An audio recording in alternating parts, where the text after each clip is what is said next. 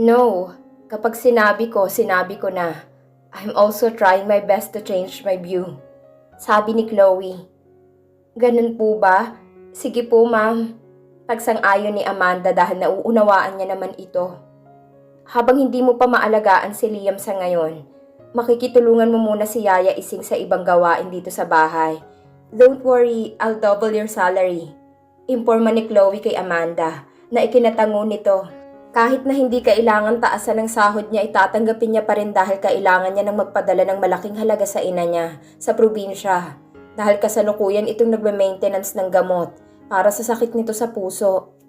Hindi ko po yan tatanggihan, ma'am. Sabi ni Amanda habang nilalaro niya ang kanyang mga daliri. Is that your habit? Tanong ni Chloe nang mapansin niya na palagi nilalaro ni Amanda ang mga daliri nito. Opo ganito lang po talaga ako kapag may iniisip ako. Pag-amin ni Amanda kay Chloe. Ano namang iniisip mo sa mga oras na to? Pag-uusisa ni Chloe. Ugali na ni Chloe ang magtanong at mag-usisa sa mga bagay. Lalo na kapag umira lang curiosity niya.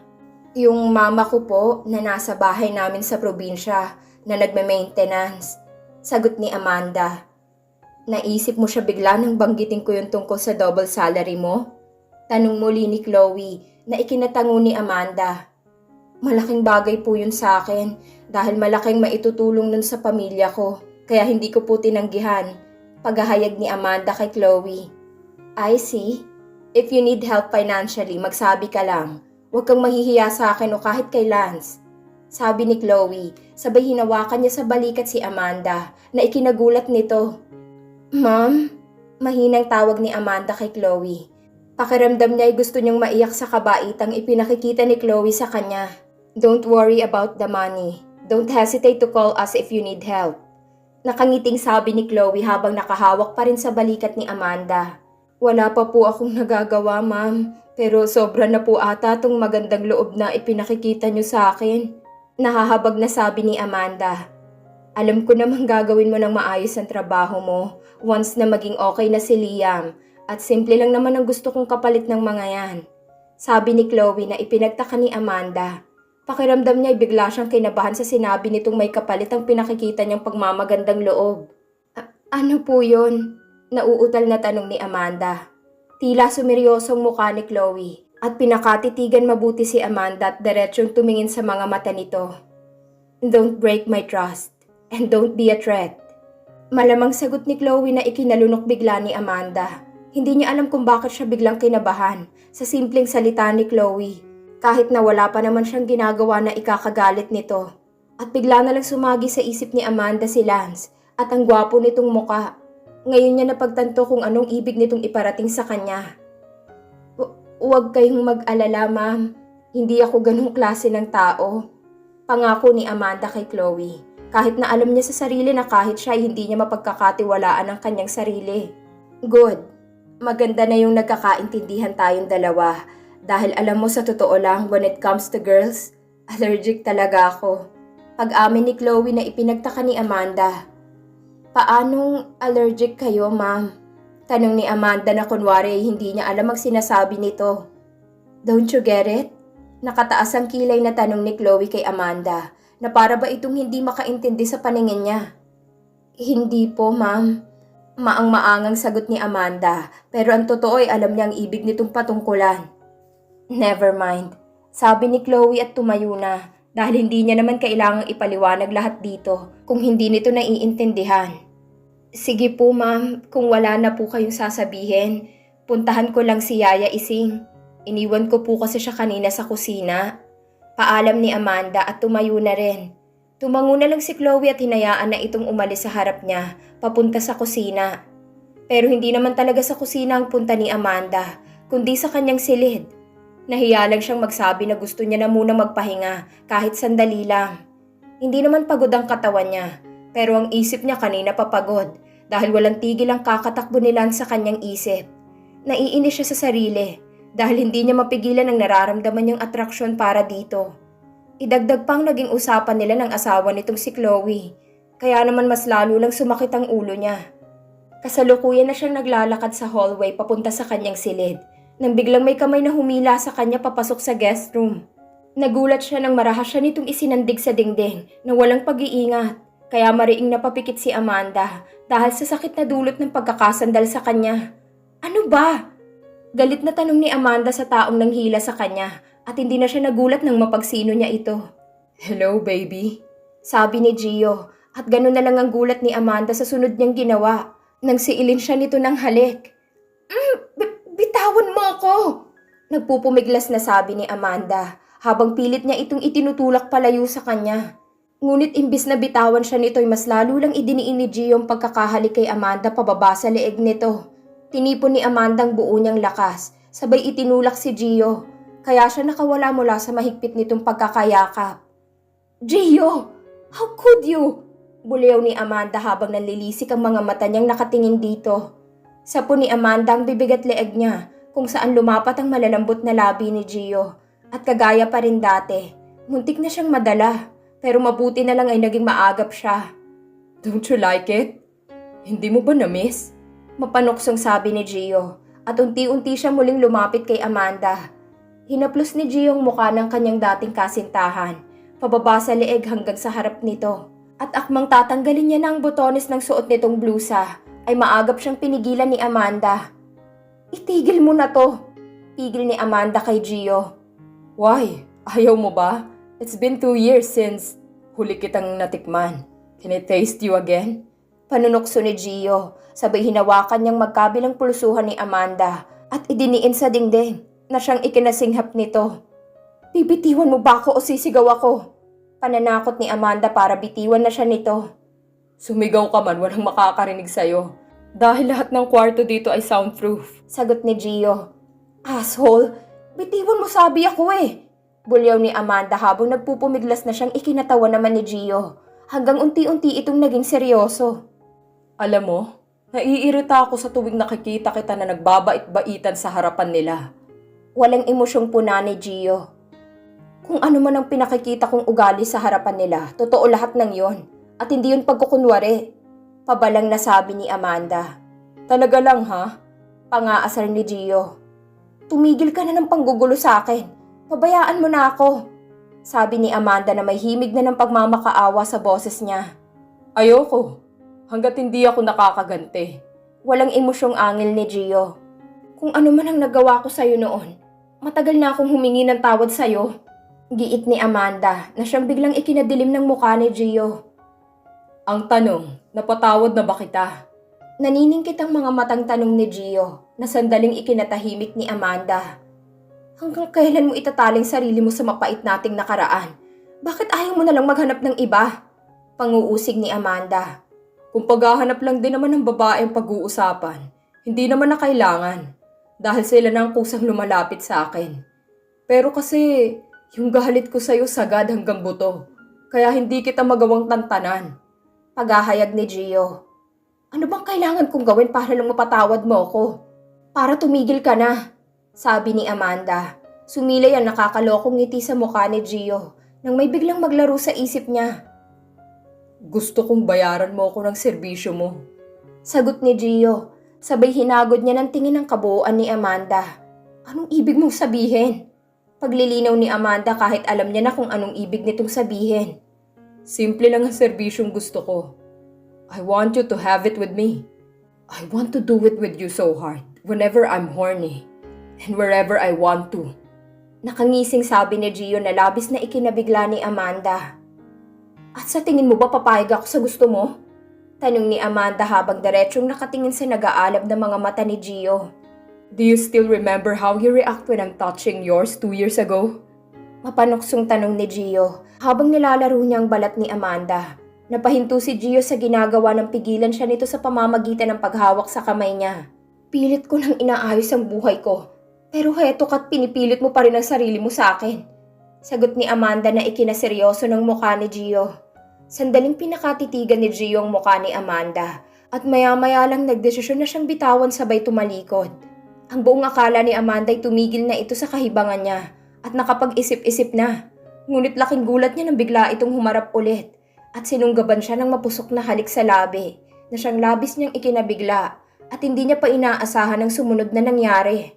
Marahas na sinira ni Gio ang suot niyang blouse, kasama na pati ang brusher niya. Kaya humantad sa harap ni Gio ang malulusog niyang harap. Kitang-kita ni Amanda ang pagnanasa sa mga mata ni Gio at kaagad din itong sinunggaban iyon na ikinaigtad niya. Kaya wala nang nagawa si Amanda kundi ang magpatangay na lang sa kapusukan nito dahil kilala niya itong hindi na kayang awatin kapag naumpisahan na nitong gawin ang gusto niya. Napaungol si Amanda sabay napakagat sa labi na lang dahil sa sensasyong nararamdaman dulot ng ginagawa sa kanya nito. Napangisi si Gio sa kung paano tumugon si Amanda sa ginagawa niya. Nalaman niyang hindi pa rin pala nito kayang tanggihan ng tuksong dulot niya. Ang akala ko ba ayaw mo? Nanunod yung tanong ni Gio kay Amanda nang mag-angat siya ng tingin dito. Napasinghap si Amanda nang maramdaman niya ang kamay ni Gio sa ibabang parte niya at hindi na niya alintana ang tanong nito dahil okupado na ang isip niya sa sensasyong nararamdaman dulot ng nakakabaliw nitong ginagawa. Do you like it? Answer me. Tanong ni Gio na may kasamang utos habang patuloy lang siya sa paglalaro doon. Mariing napapikit si Amanda. Yes, I like it. Nanginginig na sagot ni Amanda. I'd love to hear that. Now let's begin. Sabi ni Gio at mas lalo pa niyang binilisan ang kanyang ginagawa. Napahiyaw ng pagmamakaawa si Amanda sabay pagbigkas ng pangalan ni Gio. Impit na sigaw ni Amanda at hindi niya malaman kung saan ba siya babaling. Mahirap ang pwesto niya dahil nakatayo siya at nakasandal sa dingding habang ang isang kamay niya ay nakahawak sa balikat ni Gio at ang isa naman ay nakahawak sa kamay nitong ginagamit. Please what? Mamaos na tanong ni Gio habang pinapanood niyang reaksyon ni Amanda dulot ng ginagawa niya rito. Take it seriously, please. Sagot ni Amanda na may pagsusumamo na ikinangisi ni Gio.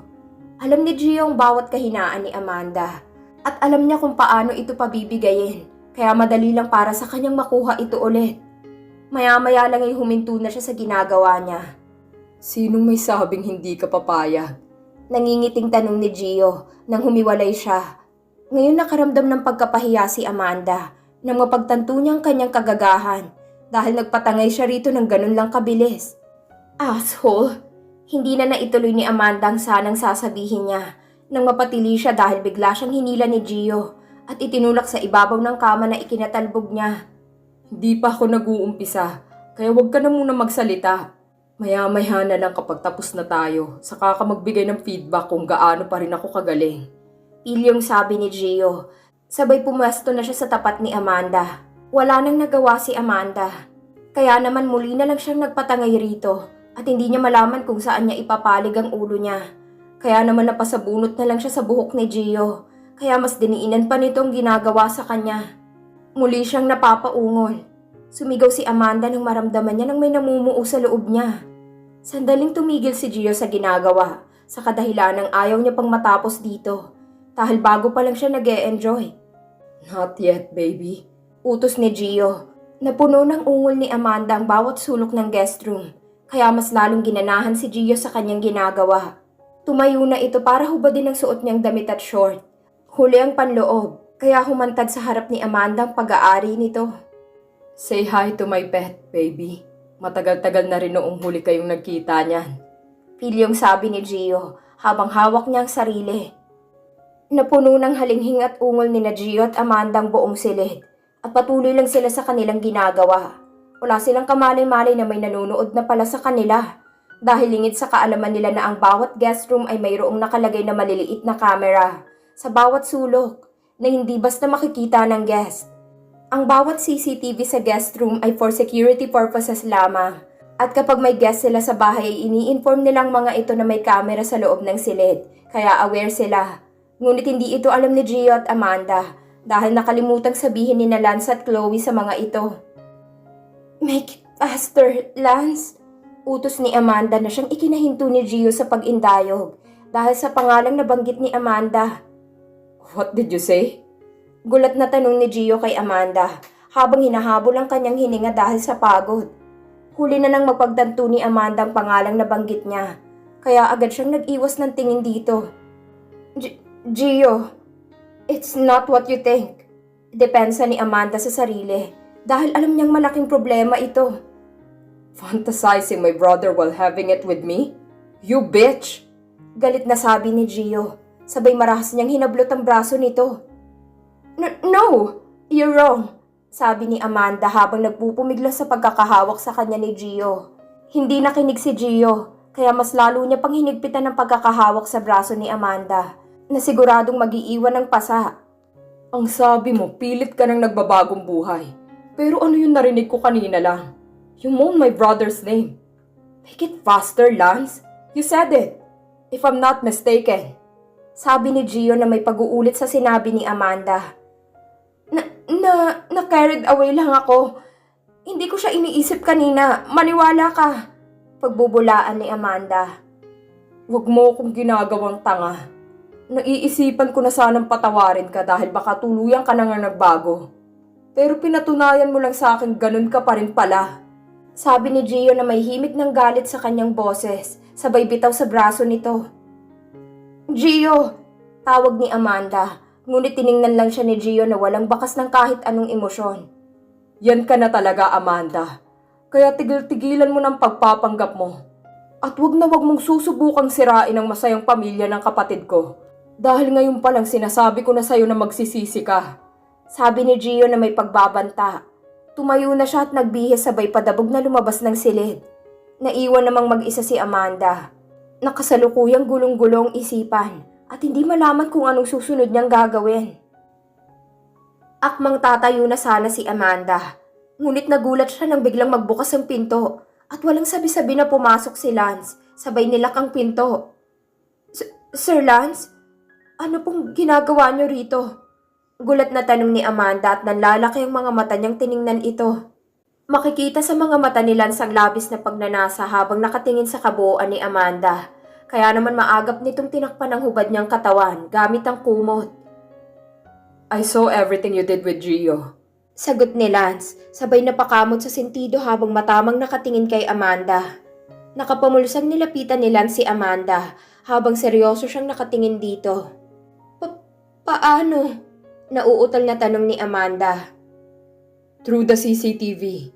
And guess what? I enjoyed watching you. Sabi ni Lance at unti-unting sumilay ang kakaibang ngiti sa muka. Pakiramdam ni Amanda ay parang tumigil ang paghinga niya sa sinabing ito ni Lance. Kaya naman bigla siyang nataranta dahil sigurado nang nakarecord ang pangyayari sa kanila ni Gio. May CCTV po rito sa guest room? Nauutal na tanong ni Amanda sa nakatayong si Lance. Nilibot ng tingin ni Amanda ang bawat sulok ng guest room dahil hinahanap niya kung nasaan nakapwestong CCTV camera. We forgot to inform you. Sorry. Hinging pa umanhin ni Lance, sabay napakamot sa ulo. Ibig sabihin, recorded po ang nangyari sa amin ni Gio? Kabadong tanong ni Amanda. Yes, but don't worry. I already shut down the CCTV footage. Dahil siguradong kapag nakita ni Chloe ang video na yon, ay magagalit siya sa'yo. At iisipin niya na lang na ginagawa niyo ng hotel ang bahay namin. Sagot ni Lance na ikinahinga ng maluwag ni Amanda. Lumabas na po kayo, Sir Lance, at baka makita pa tayo ni Ma'am Chloe. Sigurado akong malaking gulo kapag naabutan niyang magkasama tayo sa iisang kwarto na ganito pa ang itsura ko. Kahit na wala naman tayong ginagawa. Pagtataboy ni Amanda kay Lance. Relax. Wala si Chloe.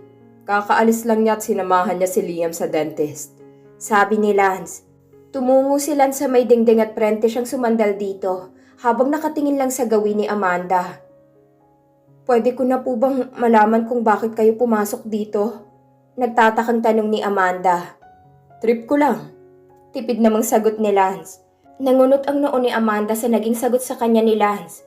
Kahit na hindi nito sabihin ay alam ni Amanda na may iba pa itong dahilan. Hindi po ako naniniwalang wala kang ibang dahilan kung bakit ka pumasok dito. Sabi ni Amanda at tila nag-ibang himig ng boses. Tumayo si Amanda at hinayaan niya lang na malaglag ang kumot na nakatapi sa hubad niyang katawan at naglakad siya papalapit sa kinaroroonan ni Lance. Hindi ba ito ang dahilan kung bakit po kayo pumasok ng walang sabi-sabi? Gusto mo rin po ba akong tikman? Mapang-akit na tanong ni Amanda. Mas lumapit pa si Amanda kay Lance at marahang hinaplos ang gwapong mukha nito. Ngunit nagulat siya nang biglang hablutin ni Lance ang kamay niya para patigilin siya sa ginagawa. I admit that you're such a good temptress, but I'm sorry, sweetie. I'm married. Pagtanggi ni Lance na ikinadismaya ni Amanda. Dahil sa inis ay marahas na binawi ni Amanda ang kamay niya mula sa pagkakahawak dito ni Lance. Talaga po ba? Kasi nakakapagtaka naman pong matapos lumabas ni Gio mula sa silid na ito, ay ikaw naman ang pumalit. Tanong ni Amanda na may himig pagkasarkastiko. As you can see, I'm a family man now. Pero sino ba namang lalaking ayaw ng pleasure? Lalo na ngayong nakatayo na sa harap kong isang magandang babae, na kagaya mo. You know what? I'm really trying my best not to do it with you right now. Sabi ni Lance habang pinipigilan ang sarili. Bakit hindi mo po gawin? Gusto mo naman po pala. Huwag mo nang pigilan pa ang sarili mo. Ituloy na lang natin ang naudlot naming tagpo ng kapatid mo. Panunokso ni Amanda habang hinahaplos ang mukha ni Lance. I'm not here to have it with you, even though I want to. Pagtanggi ni Lance na siyang ikinatawa ni Amanda. Payag naman ako kahit anong oras mo po gusto. Magsabi ka lang po, marami akong free time. Basta ikaw, Sir Lance. Sabi ni Amanda na ikinasapo ng noo ni Lance. Gusto ko lang naman kasing makita ng malapitan yung nakita ko kanina. At ngayon na nakita ko na, ayos na. Kaya lalabas na ako. Sabi ni Lance at dumistansya na kay Amanda. Bahagya pang yumuko si Lance at dinampot ang nahulog na kumot at muling ibinalot sa hubad na katawan ni Amanda.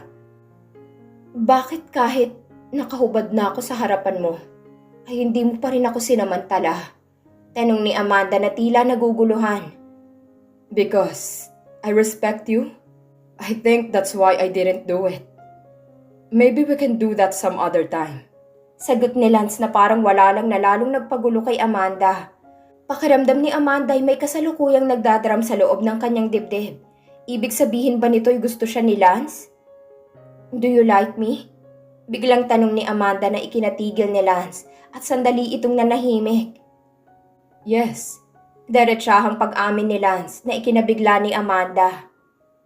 Why do you like me? Muling tanong ni Amanda gamit ang mababa niyang boses. I don't know. There's something inside me and saying that you can satisfy me. And I'm always thinking of you every night. Walang habas na pag-amin ni Lance kay Amanda. How about your wife? Didn't she satisfy you in bed? Tanong ni Amanda habang patuloy siya sa paghaplos sa pisngi ni Lance. She's very satisfying. But I want something else. Sagot ni Lance habang nilalaro niya ang harap ni Amanda. You're such a naughty and unfaithful husband to your wife. Sabi ni Amanda. Dumako pababa ang kamay ni Amanda kay Lance at walang pasabing ipinasok niya ang kamay niya sa loob ng suot nito. Who cares? She doesn't need to know. Walang pakialam na sabi ni Lance habang ninanamnam niya ang ginagawa ni Amanda. Aren't you scared when she finds out? Tanong ni Amanda habang patuloy lang sa ginagawa kay Lance. She still never find out. Siguradong sagot ni Lance. You didn't love her that much, I guess. Panguusig ni Amanda na ikinatigil ni Lance. Let's not talk about her. Just continue what you're doing. Sabi ni Lance at hindi na siya nakatiis. Kinabig niya na si Amanda at siniil ng halik. Naging mapusok ang kanilang naging halikan. At may pag-iingat niyang inihiga si Amanda sa ibabaw ng kama. At sandaling naghiwalay ang kanilang mga labi. Ang akala ko ba ayaw mo, Sir Lance? Tanong ni Amanda hanggang sa unti-unting sumilay ang matamis na ngiti sa kanyang muka. Ang galing mo kasing mangumbinsi. Nagawa mo kung panggigilan ka.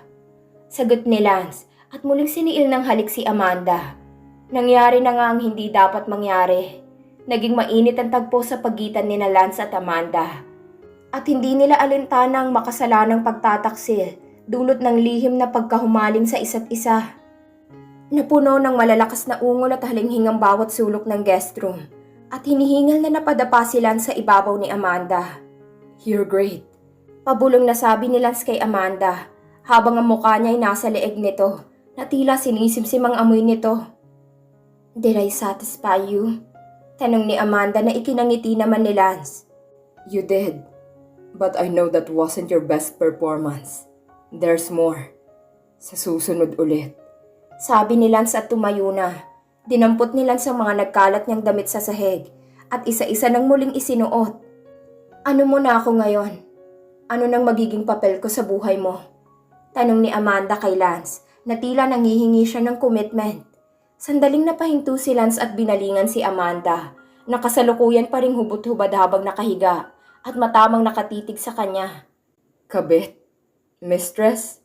Lover?